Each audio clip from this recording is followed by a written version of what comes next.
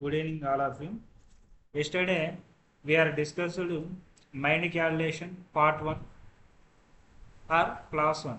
Mind calculation. మనం mind calculation class 1 part 1 అనేది complete చేసుకున్నాం. So now today we are going to start how to use the fraction to percentage and how to apply the logics.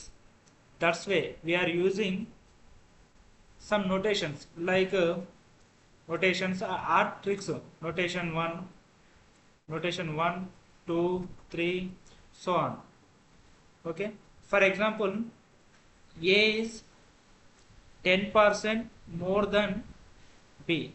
B's height. A is 10% more than. ఇటువంటి words వచ్చినాయి, more కానీ, extra కానీ, large కానీ, and high కానీ,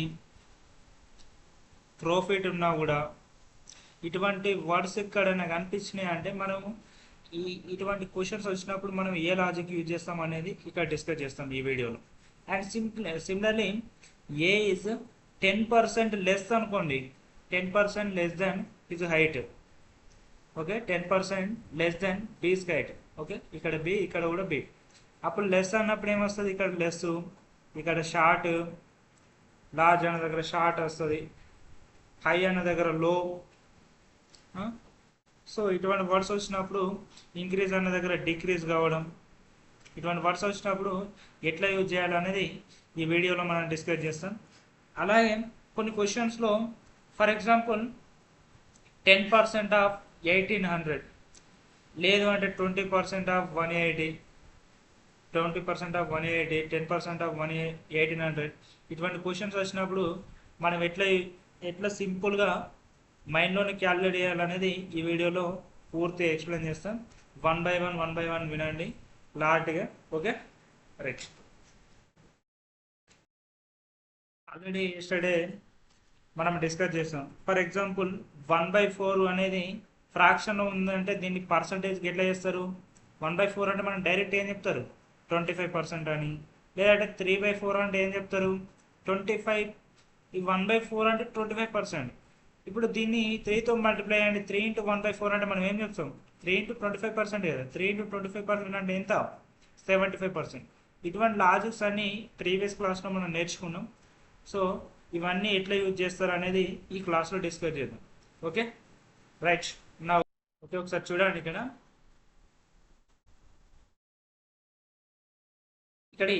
first one చూడండి.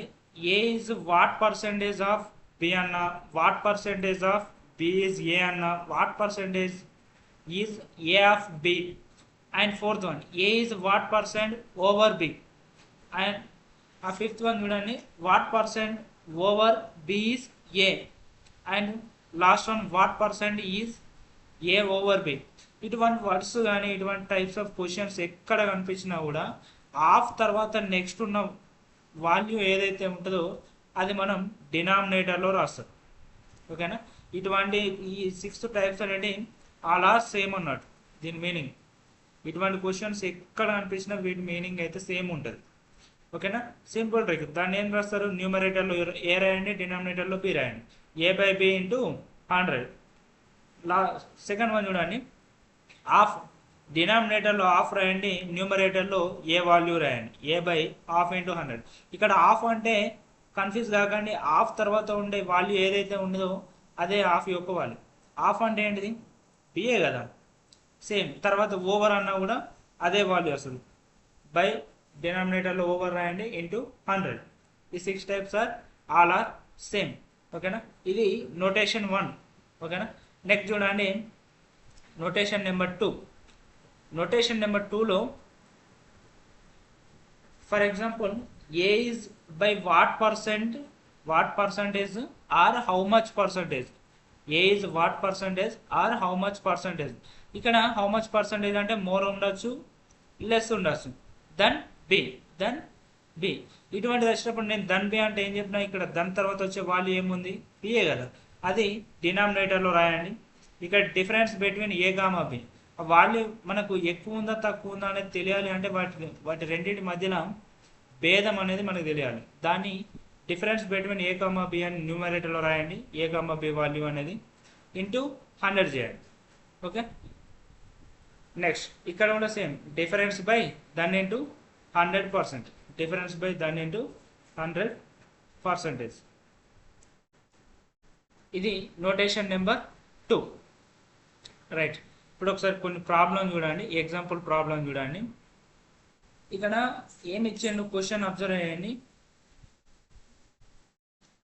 A is if A salary is 42.657% more than B's salary, then B salary is what percentage less than A salary? Okay, ఇక్కడ ఒకసారి observe చేయండి. ఇక్కడ క్వశ్చన్ ఏమడుగుతున్నారు అంటే ఏ జీతం బి జీతం కంటే 42.657% ఎక్కువ అంటారు. అంటే బి జీతం కంటే ఏ జీతం అనేది ఎక్కువ అని చెప్తున్నాడు. ఓకే, దాని అయితే B salary is what percent less than A salary. Okay, అయితే బి సాలరీ బికి వచ్చే జీతం ఏ జీతం కంటే ఎంత తక్కువ అని క్వశ్చన్ అడుగుతున్నాడు. ఓకేనా, సింపుల్ ట్రిక్ ఇక్కడ యూజ్ చేసే ట్రిక్ చూడండి. సొల్యూషన్లో హెవీగా చేయాల్సిన అవసరం లేదు. 42.657% అంటే మనకేం తెలుసు, ఫ్రాక్షన్లో ఏమొస్తుంది 3/7 వస్తుంది. ఓకేనా, మనం ఆల్రెడీ ఎస్టర్డే ప్రీవియస్ క్లాస్లో మీకు ఫ్రాక్షన్స్కి సంబంధించిన ఫ్రాక్షన్ టు పర్సంటేజ్ అనేది క్లియర్గా నేను ఎక్స్ప్లెయిన్ చేసిన. కావాలంటే మీరు ఆ వీడియో ఒకసారి చూడండి. 42.657% అంటే ఎంత, 3/7 వస్తుంది. ఇక్కడ ఎక్స్ట్రా అని అడుగుతున్నాడు, అంటే మోర్ దెన్ అనే వాళ్ళు ఇక్కడ వర్డ్ అనేది మెన్షన్ చేశాడు కదా, మోర్ అని. అప్పుడు ఏం చేయాలి, 3/7 అంటే 3/10 × 100, 3/10 × 100 అంటే ఎంత వస్తుంది, 30%. ఓకేనా, ఇది సింపుల్ ట్రిక్. లేదు సార్ మేము చాలా హెవీగా చేసుకుంటామని అంటే ఇక్కడ ఫర్ ఎగ్జాంపుల్ బి జీతం, ఇది ఏ అనుకోండి, ఇది బి అనుకోండి.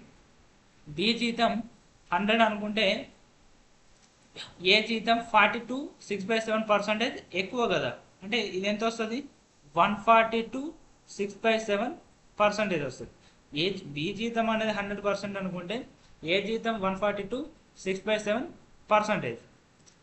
ఓకేనా, మనం ఏం చేయాలి ఇప్పుడు, టోటల్ ఎంత ఉంది ఇక్కడ 142.6/7. ఇక్కడ డిఫరెన్స్ ఎంత ఉంది ఇక్కడ, 42.6/7% కదా. 42.6/7 ఇంటూ 100 చేయండి. ఇది సింప్లిఫై చేసే వరకు మీకు ఉన్న టైంలో ఎగ్జామినేషన్ టైంలో ఉన్న టైం అంతా పోతుంది. సో సరే వినండి ఇక్కడ. రైట్, 42.6/7% అంటే మనం ఏం రాస్తాం అంటే సింపుల్గా 3/7 వస్తుంది. నేను ఇంతకుముందే చెప్పిన ఒక కీవర్డ్ రాసుకోండి. ఇక్కడ మోర్ కానీ ఎక్స్ట్రా కానీ, ఓకే, మోర్ కానీ ఎక్స్ట్రా కానీ ఇంక్రీజ్ కానీ, ఓకే, ప్రాఫిట్ కానీ హై కానీ ఇటువంటి వర్డ్స్ వచ్చినప్పుడు మీరు ఈ కీనోట్ అనేది యూజ్ చేయండి. ఇప్పుడు 3/7 అంటే దీనికంటే ఇది ఎంత ఎక్కువ ఉన్నది, ఇక్కడ 3+7 ఎంత వస్తుంది, 3+7 ఎంత, 3/10 ఇంటూ 100 ఎంత వస్తుంది, 3/10 ఇంటూ 100. ఇక్కడ 0 కట్ చేయండి, 3 × 10 30% వస్తుంది. ఓకేనా, ఇది మన ఆన్సర్. ఓకేనా, ఒకవేళ ఇదే మనకు తక్కువ అనుకున్నాను అనుకోండి, ఇక్కడ మోర్ దాన్ కాకుండా లెస్ దెన్ అనేది వర్డ్ మెన్షన్ చేసింది అనుకోండి, ఇక్కడ 7 - 3 ఎంత వస్తుంది. ఇక్కడ ఒకవేళ లెస్ ఇచ్చినప్పుడు ఇది 7 - 3 ఎంత వస్తుంది, 7 - 3 ఎంత వస్తుంది, 4 కదా, 3/4 ఇంటూ 100. ఓకేనా, అప్పుడు చేయండి ఎంత వస్తుంది, 75% లెస్ దెన్, తక్కువ ఉందని అర్థం దీనికి. ఓకేనా, right, thank you all of you.